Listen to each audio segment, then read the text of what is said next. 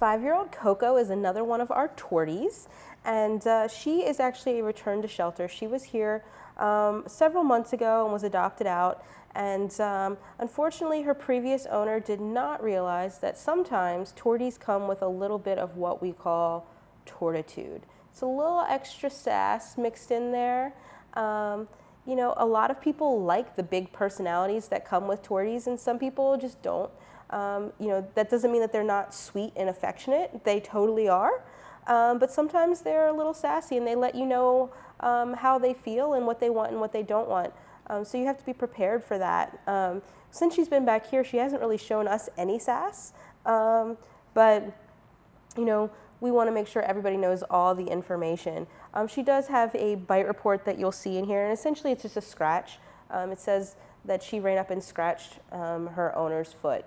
That could be for any number of reasons. We don't have all of the details. But what I do want everyone to realize is that when you have a pet, regardless of what kind of pet it is, at some point you're probably going to get bitten or scratched. It's just part of owning a pet. Sometimes it's not intentional. Maybe you're playing and they, you know, go to grab the toy in your hand and they scratch you with their paw. Or, you know, if you're playing with a dog and you're playing tug and they go to grab on the toy and they scratch and, you know, or, you know, bite on your hand a little bit when they're going for the toy. Those are all just things that are part of owning a pet. You really need to expect that that's going to happen.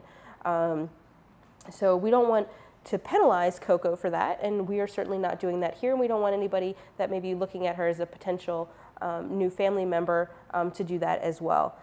She is a senior at 5 years old, but as we've mentioned on this show many times before, they can live, you know, to 10 to 20 years. So she's really just still in the prime of her life. But because she's a little bit older, her personality is set. You know what you're getting with her. It's not like the kittens where you're not sure exactly what they're going to grow into.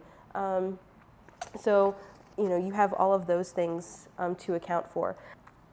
So this is Coco. She, as with all of the other cats and kittens on the adoption floor, regardless of age, breed, color pattern, are going to be adopted for $15.50 during the month of July as part of the Maryland 2000. You can always give us a call if you want more information on that program. It's going to be going on for the entire month. Our number is going to be 301-600-1546.